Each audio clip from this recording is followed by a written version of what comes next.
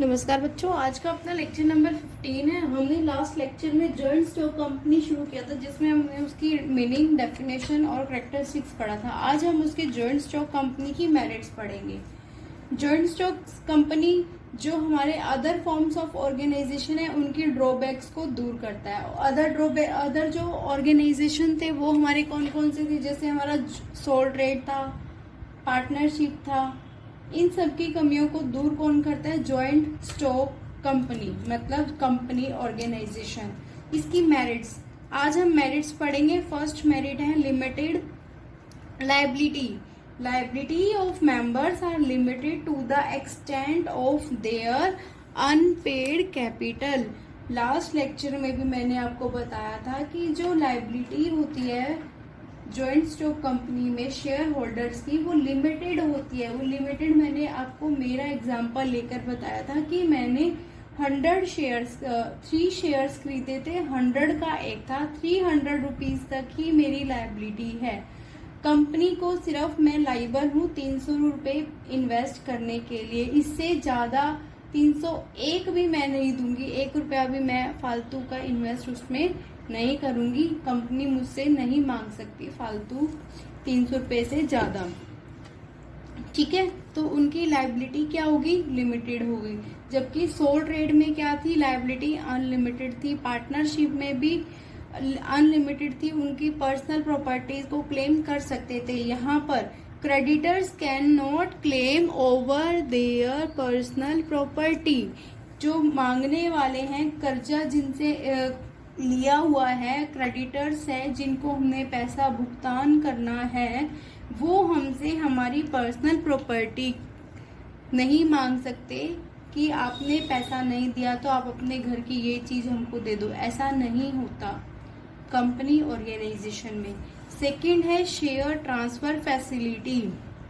अब जबकि देखो पार्टनरशिप में क्या होता था, कभी भी जब हम न्यू पार्टनर को एडमिट करते थे तो ओल्ड पार्टनर्स की सहमति होनी जरूरी थी। जैसे ए और बी 2 पार्टनर हैं, सी पार्टनर को अगर हमने एडमिट करना है तो पहले दोनों पार्टनर्स की, ए और बी की सहमति जरूरी थी, एग्री होना उनका जरूरी था। परंतु यहाँ पर कंपनी ऑर्गेनाइजेशन में किसी सी शेयर होल्डर से सहमति करनी जरूरी नहीं है। हम अपना शेयर इजीली किसी और को बेच सकते हैं, ट्रांसफर कर सकते हैं। अगर मेरे को, जैसे मैंने तीन शेयर खरीदे थे 300 रुपए के, अब मुझे पैसों की जरूरत है 200 रुपए की, तो मैं अपने 2 शेयर किसी को भी बेच सकती हूँ।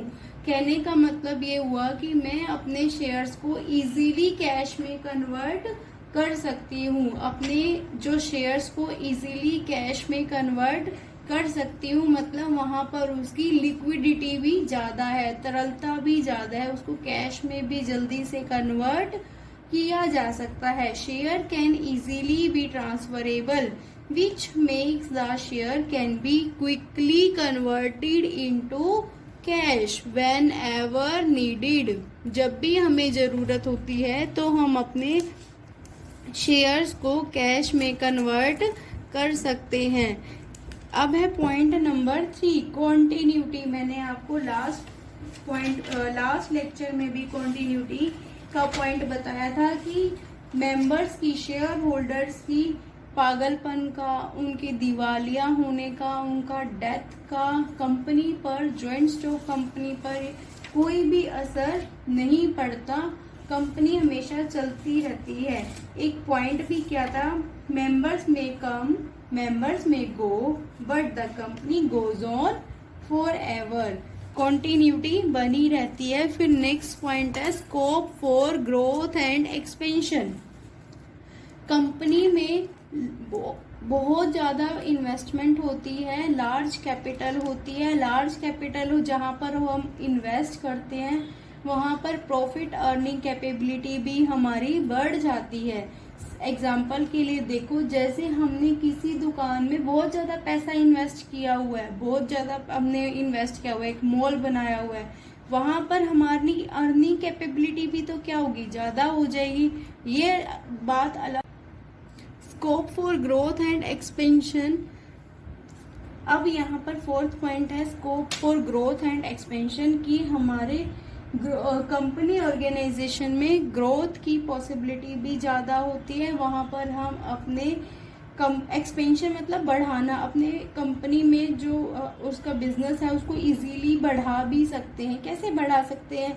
सपोज अब हमें फंड की ज़रूरत है, पैसा की ज़रूरत है, तो हम अपने और शेयर्स को इशू कर देंगे और पैसा लोगों से इकट्ठा कर लेंगे। उस पैसे को हम कंपनी में इन्वेस्ट कर देंगे और अपना एक्सपेंशन कर लेंगे। यहाँ पर देखो लिखा हुआ है sufficient capital, sufficient management capability and limited liability. Liability को सफिशिएंट मत कर देना, लायबिलिटी तो हमारी कैसी है? लिमिटेड। बेनिफिट टू कंपनी, हमारी कंपनी में, कंपनी ऑर्गेनाइजेशन में या जॉइंट स्टॉक कंपनी में जो पैसा होता है वो सफिशिएंट होता है। कैपेबिलिटी, मैनेजमेंट की जो कैपेबिलिटी है, अब ज्यादा पैसा है तो हम बाहर से प्रोफेशनल्स बुला लेंगे, उनका स्पेशलाइजेशन बुला लेंगे, कि हम जैसे एमबीए किए हुए होल्डर को बुला लेंगे, उनको अपॉइंट कर लेंगे कि हमारी कंपनी को चलाओ। अब जब अगर कंपनी, किसी भी बिजनेस ऑर्गेनाइजेशन के पास अगर पैसा नहीं होगा तो क्या वो उस बाहर से उस स्पेशलाइजेशन को ले सकता है? नहीं ले सकता, क्योंकि उनकी फीस को देने के लिए उनके पास पैसा नहीं होगा। जबकि कंपनी के पास तो पैसा है, बहुत है, तो वो बाहर से मैनेजरियल कैपेबिलिटी इजीली ले सकती है, उनकी एफिशिएंसी को यूज कर सकती है, उनकी नॉलेज को यूज कर सकती है, उनका एक्सपर्टाइज यूज कर सकती है, और बदले में फिर उनको क्या पे करेगी? सैलरी पे करेगी। ठीक है, तो सफिशिएंट पैसा होता है तभी तो हम ये सुविधाएं ले सकते हैं ना। And limited liability, benefits to company due to mention factors. Mention factor कौन कौन से? ये वाले जो 3 फैक्टर्स हैं, make possibility of growth and expansion. अब लार्ज फाइनेंशियल रिसोर्सेज होगा तो हायर रेट ऑफ प्रॉफिट होगा, जितना ज्यादा प्रॉफिट होगा उतना ही ज्यादा ग्रोथ एंड एक्सपेंशन होगा। ये एक सर्कल चलता रहेगा कि लार्ज फाइनेंशियल रिसोर्सेज, हम शेयर्स और इशू कर देंगे। रिसोर्सेज मतलब कहाँ से पैसा लेंगे? शेयर्स को और इशू कर देंगे, पैसा लेके वहां पर प्रॉफिट भी क्या होगा? ज्यादा हो जाएगा। उनकी जो प्रोडक्शन करने की कैपेबिलिटी भी क्या हो जाएगी? ज्यादा हो जाएगी। उससे कंपनी का, बिजनेस का क्या होगा? ग्रोथ भी ज्यादा होगा। ठीक है, नेक्स्ट पॉइंट है point number 5,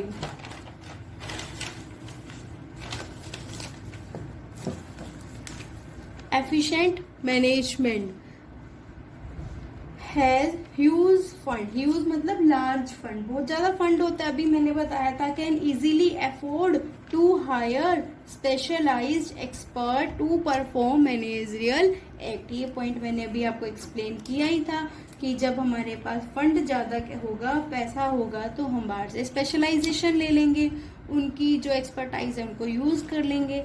public confidence, company publish, अब जो कंपनी होती है ना वो हमेशा अपनी जो एनुअल रिपोर्ट्स होती है, उनकी जो बैलेंस शीट होती है, उनका प्रॉफिट एंड लॉस अकाउंट होता है। अभी तो शायद आपको नहीं पता होगा कि बैलेंस शीट क्या है या जो प्रॉफिट एंड लॉस अकाउंट क्या है, परंतु जैसे जैसे पढ़ते जाओगे आपको पता चल जाएगा। उन एनुअल रिपोर्ट्स को पब्लिश कर सकती है कंपनी, हर साल पब्लिश करती है, कर सकती नहीं, करती है, पब्लिश करती है।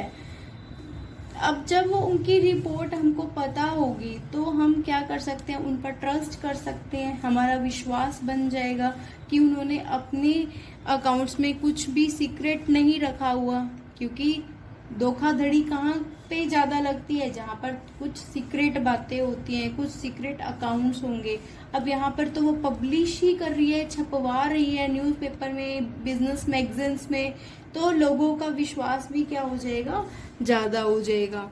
अब नेक्स्ट पॉइंट है large amount of capital, company collect fund from following veg, issue shares, shares को इशू कर सकती है, डिवेंचर्स, अदर सिक्योरिटीज। अभी आपके लिए थोड़े से नाम अटपटे से होंगे, बट जैसे जैसे आप पढ़ोगे ना आगे, आपके अकाउंट्स में भी ये वर्ड यूज होते हैं। +2 का तो अकाउंटिंग शेयर्स और डिवेंचर्स पर डिपेंड करता है, पार्टनरशिप पर डिपेंड करता है, ठीक है। Issue shares, issue debentures and other securities, raising loan from financial institutes. अब जैसे हम भी तो बैंक से लोन लेते हैं, ऐसी फाइनेंशियल जो इंस्टीट्यूट्स है वहां से लोन ले सकती है कंपनी, लोगों से पैसा ले सकती है शेयर को इशू करके या डिवेंचर्स को इशू करके, ठीक है। आज हम यहाँ पर इसको खत्म करते हैं, नेक्स्ट लेक्चर में हम डीमेरिट्स कर लेंगे। अगर आपको कोई भी अकाउंट्स में भी प्रॉब्लम आती है ना, तो भी आप मुझसे पूछ सकते हो। मैं +2 क्लास को अकाउंट्स ही पढ़ाती हूँ। अगर आपको भी कोई प्रॉब्लम आती है अकाउंट्स में तो आप मुझे बता सकते हो, मेरे से प्रॉब्लम ले सकते हो। Okay, thank you for watching the video.